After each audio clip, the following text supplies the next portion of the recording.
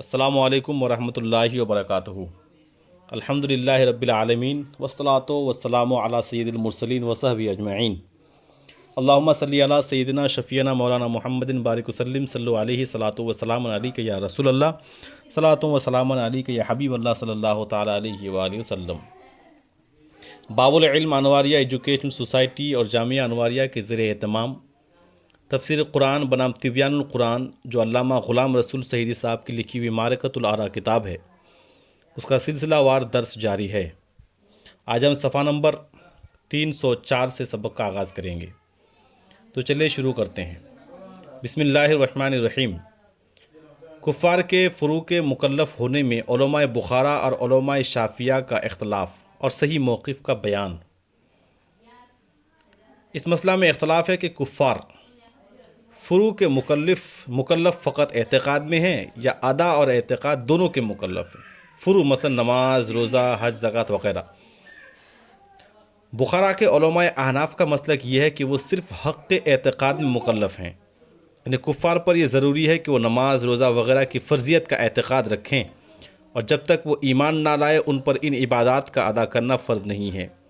اور عراق کے علماء احناف اور علماء شافعیہ کا یہ مسلک ہے کہ کفار نماز، روزہ وغیرہ کی فرضیت پر ایمان لانے اور ان کو ادا کرنے دونوں کے مکلف ہیں، اور ان کو ادا نہ کرنے کی وجہ سے ان کو عذاب ہوگا۔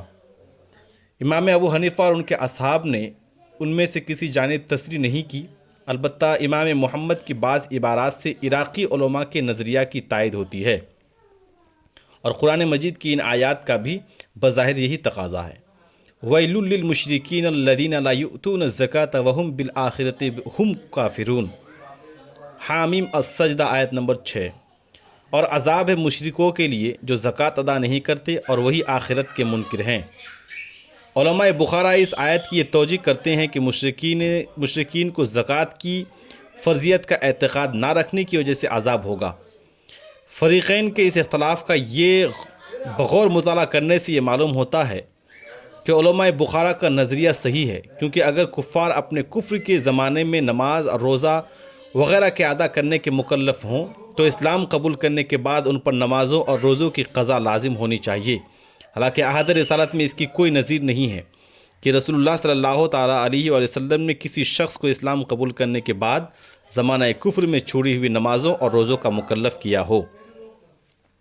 علامہ شامی نے لکھا ہے کہ عراقیوں کا قول ہی معتمد ہے جو کہتے ہیں کہ کفار اعتقاد اور ادا دونوں کے مخاطب ہیں۔ رد المحتاج جلد نمبر 3 صفحہ نمبر 223۔ اللہ تعالیٰ کا ارشاد ہے، اے لوگو اپنے رب کی عبادت کرو جس نے تمہیں اور تم سے پہلے لوگوں کو پیدا کیا۔ سورہ بقرہ آیت نمبر 21۔ اللہ تعالیٰ کے خالق ہونے کا اعتراف۔ اس آیت میں یہ بتایا گیا ہے کہ تمام انسانوں کو یہ تسلیم ہے کہ ان کو اور ان سے پہلے لوگوں کو اللہ تعالیٰ نے پیدا کیا ہے۔ اس کی یہ ایک توجیہ ہے کہ کفار نے بھی اس کا اعتراف کر لیا تھا کہ ان کا پیدا کرنے والا اللہ تعالیٰ ہے۔ قرآن مجید میں ہے، وَلَئِن سَأَلْتُم مَّنْ خَلَقَهُمْ لَيَقُولَنَّ اللَّهُ فَأَنَّىٰ يُؤْفَكُونَ۔ سورہ زخرف آیت نمبر 87۔ اور اگر آپ ان سے یہ سوال کریں کہ ان کو کس نے پیدا کیا ہے تو یہ ضرور کہیں گے کہ اللہ نے، سو یہ کہاں بھٹک رہا ہے۔ وَلَئِن سَأَلْتُم مَّنْ خَلَقَ السَّمَاوَاتِ وَالْأَرْضَ وَسَخَّرَ الشَّمْسَ وَالْقَمَرَ لَيَقُولَنَّ اللَّهُ فَأَنَّىٰ يُؤْفَكُونَ۔ سورہ عنکبوت آیت نمبر 61۔ اور اگر آپ ان سے سوال کریں کہ آسمانوں اور زمینوں کو کس نے پیدا کیا اور سورج اور چاند کو کس نے مسخر کیا تو یہ ضرور کہیں گے کہ اللہ نے، سو یہ کہاں بھٹک رہے ہیں۔ اور اگر کوئی کافر اور مشرک اس کا اعتراف نہ کرے کہ ان کا اور ان سے پہلے لوگوں کا بلکہ کائنات کا پیدا کرنے والا اللہ تعالیٰ ہے، تو اللہ تعالیٰ نے اس کائنات میں بے شمار ایسے دلائل رکھے ہیں جو اللہ تعالیٰ کے خالق اور اس کے رب ہونے پر دلالت کرتے ہیں۔ جو شخص ذرا سا بھی غور و فکر کرے گا اس کو اللہ تعالیٰ کے خالق اور رب ہونے میں کوئی شک نہیں رہے گا۔ ہم ان میں سے کچھ دلائل کا ذکر کر رہے ہیں۔ اللہ تعالیٰ کے خالق اور لا شریک ہونے پر دلائل۔ اس کائنات میں خالق انسان نہیں ہو سکتا، اس کائنات کا خالق انسان نہیں ہو سکتا، کیونکہ انسان کا پیدا ہونا اور مرنا ہمارے سامنے ہے۔ جمادات، نباتات، حیوانات، دریا اور سمندر وغیرہ خالق نہیں ہو سکتے، کیونکہ ان کا بھی پیدا ہونا، فنا ہونا اور ایک حال سے دوسرے حال کی طرف متغیر ہونا ہماری نظر میں ہے۔ سورج، چاند اور ستارے وغیرہ خالق نہیں ہو سکتے، کیونکہ ان کا ایک مقررہ نظام کے تحت گردش کرنا ہمارے مشاہدہ میں ہے، اور ان کا ایک مقررہ نظام کے تابع ہونا اس پر دلالت کرتا ہے کہ وہ کسی زبردست اور قاہر نظام کے بنائے ہوئے نظام کے پابند ہیں۔ اور جب اس سلسلہ کائنات میں سے کوئی چیز بھی اس کائنات کی خالق اور رب نہیں ہے، تو ضرور اس کائنات کے علاوہ کوئی قادر و قیوم ہستی ہے جو اس سلسلہ ممکنات اور حوادث کی غیر ہے، جو واجب اور قدیم ہے، جس نے اس کائنات کو بنایا ہے، اور وہ اللہ ہی ہے، کیونکہ اسی نے یہ دعویٰ کیا ہے کہ وہ اس پوری کائنات کو بنانے والا اور عدم سے وجود میں لانے والا ہے۔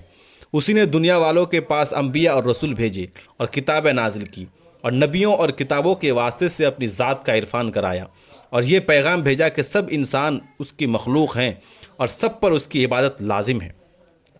اللہ کے سوا اور کوئی ایسی ہستی نہیں ہے جو اس کائنات سے الگ اور مغایر ہوں، اور اس نے اس کائنات کو بنانے اور اپنے رب ہونے کا دعویٰ کیا ہو، یا کسی نبی اور رسول کو بھیجا ہو، یا اپنی حجت قائم کرنے کے لیے کوئی کتاب نازل کی ہو۔ اور جب اس کائنات کے اندر کوئی چیز بھی اس کائنات کی خالق نہیں ہے، اور اس کائنات سے باہر اللہ کے سوا اور کوئی اس کائنات کی تخلیق کا دعوے دار نہیں ہے، اور بغیر کسی کے بنائے ہوئے یہ کائنات بن نہیں سکتی، تو پھر اللہ تعالیٰ کا یہ دعویٰ کیوں نہیں مانا جائے کہ وہی اس کائنات کا خالق اور رب ہے، اور وہی عبادت کا مستحق ہے، واحد لا شریک ہے۔ علاوہ ازیں اس کائنات کے اندر بھی کسی جن، انسان، فرشتے، پتھر کے تراشے ہوئے بت یا کسی درخت یا ستارے نے کبھی از خود یہ دعویٰ نہیں کیا کہ وہ اس کائنات کا بنانے والا ہے۔ سورج کے سامنے زمین کی گردش سے لیل و نہار اسی کے حکم سے بنتے ہیں، اسی کے حکم سے بارش نازل ہوتی ہے۔ کسی چیز نے آج تک از خود اس پوری کائنات کے خالق ہونے کا دعویٰ نہیں کیا، اور ہم پہلے بیان کر چکے ہیں کہ اس سلسلے میں ممکنات اور حوادث میں سے کوئی چیز بھی اس کائنات کی خالق نہیں ہو سکتی، اور نہ ہی کوئی چیز اس کی تخلیق کی مدعی ہے۔ تو پھر اس کائنات کا خالق ضرور اس کائنات کا غیر اور اس سے الگ کوئی ہستی ہے جو اس کائنات کی طرح حادث اور ممکن نہیں، قدیم اور واجب ہے۔ اور جب اس کائنات کے اندر اور باہر اللہ کے سوا اور کوئی اس کی تخلیق کا دعوے دار نہیں ہے، تو پھر اللہ کو اس کائنات کا خالق اور رب کیوں نہ مانا جائے، اور اس کو واحد اور لا شریک کیوں نہ تسلیم کیا جائے؟ اگر کوئی شخص یہ کہے کہ یہ ساری کائنات بغیر کسی بنانے والے کے از خود بن گئی ہے، تو یہ بالکل بداہت کے خلاف ہے۔ مٹی کے تیل کا ایک چراغ بھی از خود نہیں جلتا، تو آسمانوں پر یہ اربوں ستارے خود بخود کیسے روشن ہو گئے؟ ایک گلاس پانی بھی خود بخود مہیا نہیں ہوتا، تو زمین کے نیچے چشمے خود بخود کیسے رواں ہو گئے، اور اتنا بڑا سمندر کیسے وجود میں آ گیا، اور یہ زمین و آسمان کیسے خود بخود بن گئے؟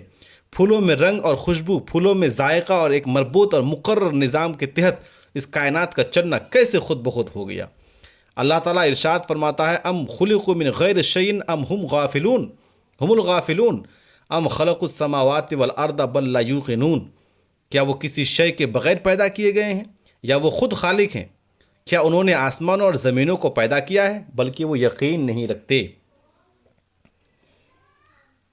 نیز اللہ تعالیٰ ارشاد فرماتا ہے، امن خلق السماوات والارض وانزل لكم من السماء ماء فانبتنا به حدائق ذات بهجة ما كان لكم ان تنبتوا شجرها اإله مع الله بل هم قوم يعدلون امن جعل الارض قرارا وجعل خلالها انهارا وجعل لها رواسي وجعل بين البحرين حاجزا اإله مع الله بل اكثرهم لا يعلمون امن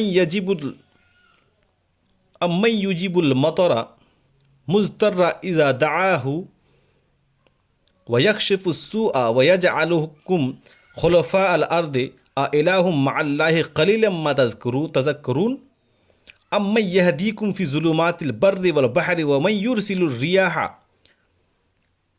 بشرا بین یدی رحمتہ اإلہ مع اللہ تعالی اللہ عما یشرکون امن یبدأ الخلق ثم یعیدہ ومن یرزقکم من السماء والارض اإلہ مع اللہ قل ہاتوا برہانکم ان کنتم صادقین۔ سورہ نمل آیت نمبر 60-64۔ ترجمہ کچھ اس طرح، بھلا بتاؤ تو صحیح، آسمانوں اور زمینوں کو کس نے پیدا کیا ہے، اور تمہارے لیے آسمان سے پانی کس نے نازل کیا ہے، ہم نے ہی اس پانی سے خوشنما باغ اگائے، تمہارے لیے ممکن نہ تھا کہ تم ان باغوں کے درخت اگاتے، کیونکہ اس تخلیق میں اللہ کے ساتھ کوئی اور معبود ہے؟ کیا اس تخلیق میں اللہ کے ساتھ کوئی اور معبود ہے؟ بلکہ وہ ایسے لوگ ہیں جو راہ راست سے انحراف کر رہے ہیں۔ بھلا بتاؤ تو صحیح، زمین کو ٹھہرنے اور قرار کی جگہ کس نے بنایا؟ اور زمین کے درمیان دریا کس نے پیدا کیے؟ اور زمین کے قرار کے لیے مضبوط پہاڑ کس نے پیدا کیے؟ اور دو سمندروں کے درمیان آڑ کس نے پیدا کی؟ کیا اللہ کے ساتھ کوئی اور معبود ہے؟ نہیں، بلکہ اکثر لوگ علم نہیں رکھتے۔ بتاؤ، جب بے قرار شخص اس کو پکارتا ہے تو اس کی پکار کا کون جواب دیتا ہے؟ اور اس سے تکلیف کو کون دور کرتا ہے؟ اور تمہیں زمین پر پہلے لوگوں کا نائب کون بناتا ہے؟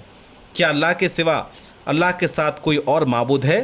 تم بہت کم نصیحت قبول کرتے ہو۔ بتاؤ تو صحیح، تمہیں خشکی اور سمندر کی تاریکیوں میں کون راہ دکھاتا ہے؟ اور اس کی رحمت کی خوشخبری دینے والی ہواؤں کو کون بھیجتا ہے؟ کیا اللہ کے ساتھ کوئی اور معبود ہے؟ جن چیزوں کو یہ اللہ کا شریک قرار دیتے ہیں، اللہ ان سے بری اور برتر ہے۔ بتاؤ، ابتداءً مخلوق کو کس نے بنایا تھا، اور اس کو دوبارہ کون لوٹائے گا؟ اور تم کو آسمان اور زمین سے کون رزق دیتا ہے؟ کیا اللہ کے ساتھ کوئی اور معبود ہے؟ آپ کہیے، اگر تم سچے ہو تو اپنی دلیل لے آؤ۔ اللہ تعالیٰ کا ارشاد ہے، اے لوگو، تم اپنے رب کی عبادت کرو جس نے تم کو اور تم سے پہلے لوگوں کو پیدا کیا، اس امید پر کہ تم متقی بن جاؤ۔ سورہ بقرہ آیت نمبر 21۔ لعلکم تتقون میں امید کی نسبت بندوں کی طرف ہے۔ عربی میں لعل کا لفظ امید کے لیے آتا ہے، اردو میں اس کا معنی ہے شاید، اور یہ اس شخص کے کلام میں متصور ہے جس کو مستقبل کا علم نہ ہو، اور اللہ تعالیٰ تو علام الغیوب ہے۔ اس لیے یہاں اس لفظ کا معنی یہ نہیں ہے کہ اللہ کو امید ہے، بلکہ اس کا معنی یہ ہے کہ تم یہ امید رکھو کہ عبادت کرنے سے تم متقی بن جاؤ گے۔ دوسرا جواب یہ ہے کہ یہاں لعل بمعنی کئی ہے، یعنی تمہیں عبادت کرنے کا حکم دینے کی حکمت یہ ہے کہ تم متقی بن جاؤ اور فوز و فلاح دارن حاصل کر لو۔ انسان عبادت پر غرور کرے نہ عبادت کی وجہ سے خود کو اجر کا مستحق سمجھے، یہ ایک ہیڈنگ ہے، اس کے تحت کچھ باتیں ذکر کریں گے۔ تقوی کا اعلیٰ مرتبہ یہ ہے کہ انسان اللہ تعالیٰ کے سوا ہر چیز سے بری ہو جائے۔ اس کا یہ مطلب نہیں ہے کہ انسان اپنے فرائض اور ذمہ داریوں کو چھوڑ کر غاروں میں بیٹھ کر اللہ اللہ کرے، بلکہ اس کا مطلب یہ ہے کہ وہ تمام فرائض، حقوق اور ذمہ داریوں کو اللہ کی وجہ سے پورا کرے، اور ہر کام میں اس کی نیت اللہ کی اطاعت اور اس کی خوشنودی رہے۔ اور یہ تقوی ہی سالکین کے درجہ کی انتہا ہے، اسی کو فنا فی اللہ کا مرتبہ کہتے ہیں۔ اس آیت میں یہ بتایا گیا ہے کہ عبادت سے اصل مقصود تقوی کا حصول ہے، اور یہ کہ انسانوں کو اپنی عبادت سے دھوکہ نہیں کھانا چاہیے، بلکہ مکمل عبادت کرنے کے بعد بھی یہ یقین نہ کرے کہ وہ متقی ہو گیا ہے، بلکہ یہ امید رکھے کہ شاید متقی ہو گیا ہو، اور اپنے آپ کو خوف اور رجا کے درمیان رکھے، اللہ تعالیٰ کے عذاب اور اس کی گرفت سے ڈرتا رہے اور اس کی رحمت سے مایوس نہ ہو، اور اپنی بخشش اور اپنی مغفرت کی امید رکھے، جس طرح اللہ تعالیٰ کا ارشاد ہے، تتجافى جنوبهم عن المضاجع يدعون ربهم خوفا وطمعا، سورہ سجدہ آیت نمبر 16۔ ان کے پہلو خواب گاہوں سے دور رہتے ہیں، وہ خوف اور امید سے اپنے رب کو پکارتے ہیں۔ اولئک الذین یدعون یبتغون الی ربهم الوسیلۃ ایہم اقرب ویرجون رحمتہ ویخافون عذابہ، سورہ بنی اسرائیل آیت نمبر 57۔ جن نیک بندوں کی یہ کافر پرستش کرتے ہیں، وہ خود اپنے رب کی طرف وسیلہ تلاش کرتے ہیں کہ ان میں کون زیادہ مقرب ہے کہ اس کی دعا سے خدا کا قرب حاصل ہو۔ وہ اللہ کی رحمت کی امید رکھتے ہیں اور اس کے عذاب سے ڈرتے ہیں۔ ان آیات سے معلوم ہوا کہ شب بیدار، تہجد گزار اور اللہ کے مقرب بندوں کا بھی یہی حال ہے کہ وہ خوف اور طمع کے درمیان ہیں، اپنی عبادت پر بھروسہ یا گھمنڈ نہیں کرتے، بلکہ اس کی رحمت اور فضل کے امیدوار رہتے ہیں، اور اس کے عذاب سے ڈرتے رہتے ہیں۔ جب اس کے شب بیدار اور مقرب بندوں کا یہ حال ہے تو عام فرائض اور نوافل ادا کرنے والوں کا کیا حال ہونا چاہیے؟ امام مسلم روایت کرتے ہیں، عن ابی ہریرہ عن رسول اللہ صلی اللہ تعالی علیہ وآلہ وسلم انہ قال لن ینجی احدا منکم عملہ قال رجل ولا إياك یا رسول اللہ قال ولا إياي إلا أن يتغمدني الله منه برحمة ولكن سددوا۔ حضرت ابو ہریرہ رضی اللہ تعالیٰ عنہ بیان کرتے ہیں کہ رسول اللہ صلی اللہ تعالیٰ علیہ وآلہ وسلم نے فرمایا، تم میں سے کسی شخص کو اس کا عمل ہرگز نجات نہیں دے گا۔ ایک شخص نے عرض کیا، یا رسول اللہ آپ کو بھی نہیں؟ آپ نے فرمایا مجھ کو بھی نہیں، البتہ اللہ تعالیٰ مجھے اپنی رحمت سے ڈھانپ لے گا، لیکن تم نیک اعمال کی کوشش جاری رکھو۔ امام میں مسلم ابن حجاج قشیری صحیح مسلم میں اس حدیث کو روایت کیے ہیں، جلد نمبر 2 صفحہ نمبر 376۔ اہل سنت کا مذہب یہ ہے کہ اللہ تعالیٰ پر کوئی چیز واجب نہیں ہے، بلکہ تمام جہان اس کی ملک ہے اور دنیا اور آخرت میں اس کی سلطنت ہے، اور وہ اپنی سلطنت میں جو چاہے کرے۔ اگر وہ تمام نیکوکاروں اور صالحین کو عذاب دے اور جہنم میں داخل کرے تو یہ اس کا عین عدل ہے، اور اگر وہ ان پر کرم فرمائے، ان کو نعمتوں سے نوازے اور جنت میں داخل کرے تو یہ اس کا فضل ہے، اور اگر وہ کافروں کو بھی جنت میں داخل کر دیتا تو وہ اس کا مالک تھا، لیکن اس نے خبر دی ہے کہ وہ ایسا نہیں کرے گا، بلکہ مومنین کو بخش دے گا اور ان کو جنت میں داخل کرے گا، اور یہ اس کا فضل ہے، اور کافروں کو عذاب دے گا اور ان کو ہمیشہ جہنم میں رکھے گا، اور یہ اس کا عدل ہے۔ اور اللہ تعالیٰ کی خبر کا جھوٹا ہونا محال ہے۔ اس خیال میں نہیں رہنا چاہیے کہ جب اللہ تعالیٰ نے مومنوں سے جنت کا وعدہ کر لیا ہے تو وہ بہرحال جنتی ہے، اور اس وجہ سے عذاب سے بے خوف نہیں ہونا چاہیے۔ کیا پتہ خاتمہ ایمان پر ہو یا نہ ہو، اور اگر خاتمہ ایمان پر ہو بھی گیا تو کیا پتہ کہ ابتدائی مرحلہ میں نجات ہو جائے گی یا اپنی تقصیرات پر گرفت اور عذاب کے بعد نجات ہوگی۔ اس لیے ہر حال میں اللہ تعالیٰ سے ڈرتے رہنا چاہیے۔ اللہ تعالیٰ کا ارشاد ہے، جس نے تمہارے نفع حاصل کرنے کے لیے زمین کو بچھونا اور آسمان کو چھت بنایا۔ سورہ بقرہ آیت نمبر 22۔ زمین کا گول ہونا اور اس کا گردش کرنا اس کے فرش ہونے کے منافی نہیں ہے۔ پانی کی طبیعت کا تقاضا یہ ہے کہ وہ مٹی کے اوپر ہو، لیکن اللہ تعالیٰ نے اپنی قدرت سے زمین کے بعض حصوں کو پانی سے الگ کر دیا اور زمین کو سختی اور نرمی کے درمیان متوسط کر دیا تاکہ وہ فرش کی طرح ہو جائے اور لوگوں کا اس پر بیٹھنا اور لیٹنا ممکن ہو، اور زمین کا فرش ہونا اس کے گول ہونے کے منافی نہیں ہے، کیونکہ جو بہت عظیم اور جسیم کرہ ہو وہ بظاہر ایک مسطح جسم معلوم ہوتا ہے۔ اسی طرح زمین کا گردش کرنا بھی اس کے فرش ہونے کے خلاف نہیں ہے۔ جیسے لوگ بحری جہاز میں سفر کرتے ہیں، جہاز حرکت کر رہا ہوتا ہے اور وہ اس پر بستر بچھا کر سو جاتے ہیں۔ قرآن مجید میں ہے، ان اللہ یمسک السماوات والارض ان تزولا، بے شک اللہ آسمانوں اور زمین کو اپنی جگہ یعنی محور سے ہٹنے سے روکتا ہے۔ سورہ فاطر آیت نمبر 41۔ بعض لوگوں نے اس آیت سے یہ مطلب نکالا ہے کہ زمین ساکن ہے اور اللہ تعالیٰ نے اس کو روکا ہوا ہے۔ اس آیت کا یہ مطلب نہیں ہے، بلکہ اس آیت کا مطلب یہ ہے کہ زمین اور آسمان اپنے محور پر گردش کر رہے ہیں اور اللہ تعالیٰ ان کو اپنے محور سے ہٹنے نہیں دیتا۔ اب جبکہ سائنسٹیفک طریقے سے زمین کی گردش ثابت ہو چکی ہے تو علم اور سائنس کے خلاف قرآن مجید کی تفسیر کرنے سے خدشہ ہے کہ سائنس کے طلباء اور ماہرین قرآن مجید کا انکار کر دیں اور اس ترقی یافتہ دور میں پرانی لکیروں کو پیٹتے رہنے میں دین کی کوئی خدمت نہیں۔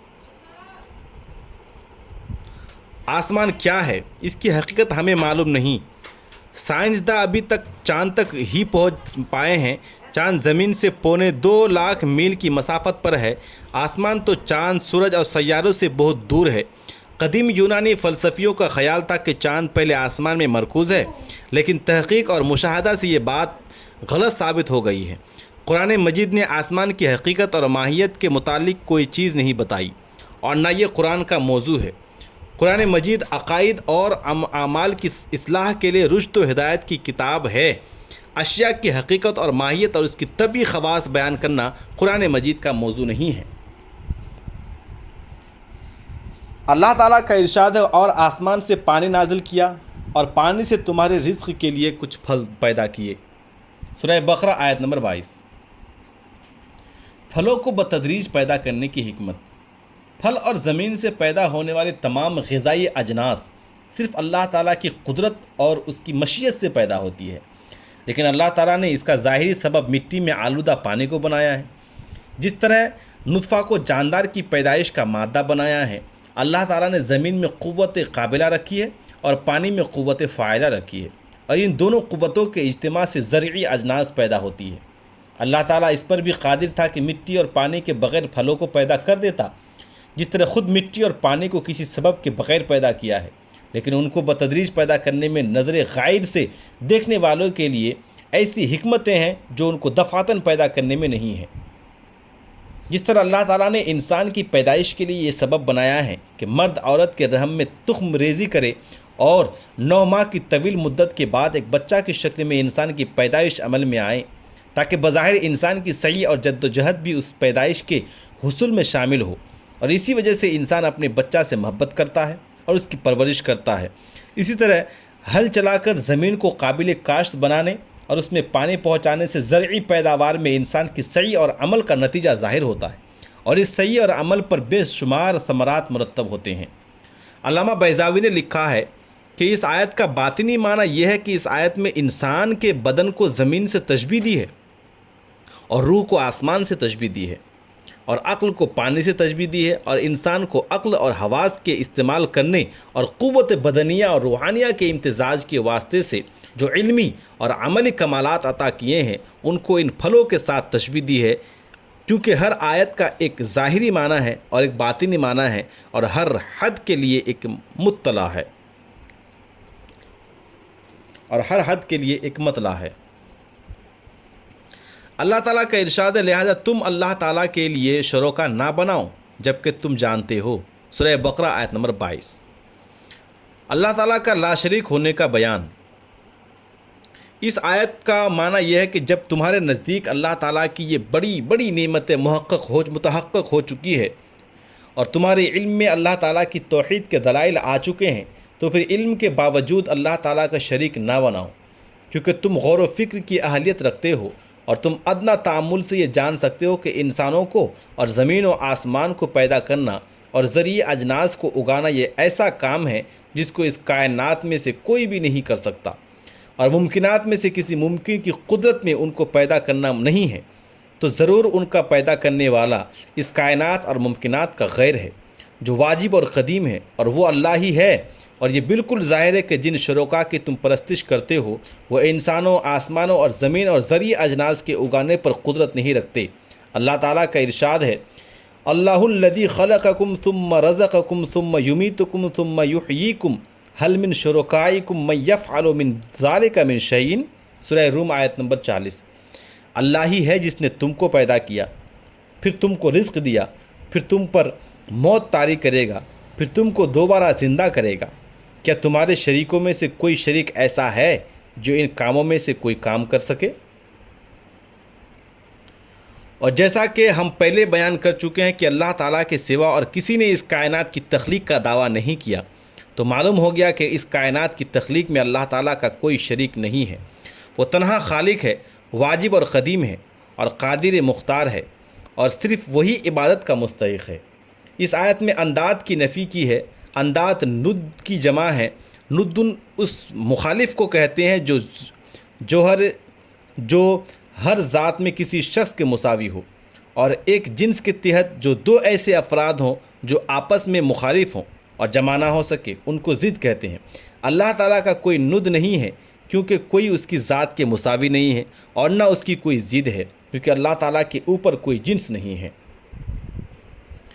متکلم نے اللہ تعالیٰ کے شریک نہ ہونے پر برہان تمانع سے استدلال کیا ہے۔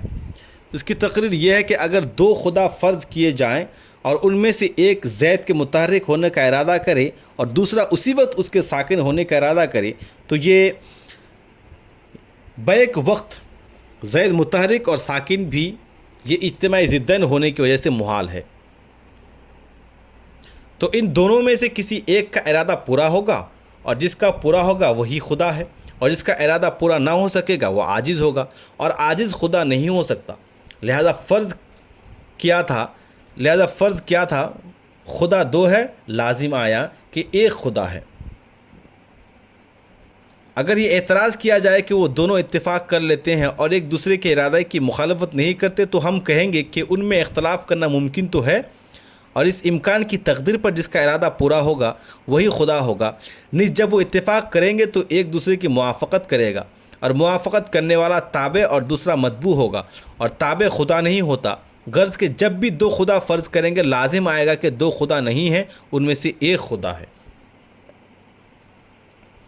منطقیوں نے اس طرح دلیل دی ہے کہ اگر دو خدا فرض کریں تو وہ دونوں واجب ہوں گے، اور وجوب ان میں ہے نا مابہ الاشتراک ہوگا، اور دونوں ایک دوسرے سے ممتاز ہوں گے، کیونکہ اثنیت بلا امتیاز باطل ہے، تو ان میں ایک مابہ امتیاز بھی ہوگا، لہذا ہر ایک خدا دو چیزوں سے مرکب ہوگا، مابہ اشتراک اور مابہ امتیاز سے، اور جو مرکب ہو وہ اپنے اجزاء کی طرح محتاج اور حادث ہوتا ہے، اور محتاج اور حادث خدا نہیں ہوتا۔ ایک اور دلیل یہ ہے کہ ہر کثرت وحدت کی تابع ہوتی ہے، ہر کثرت وحدت کی تابع ہوتی ہے۔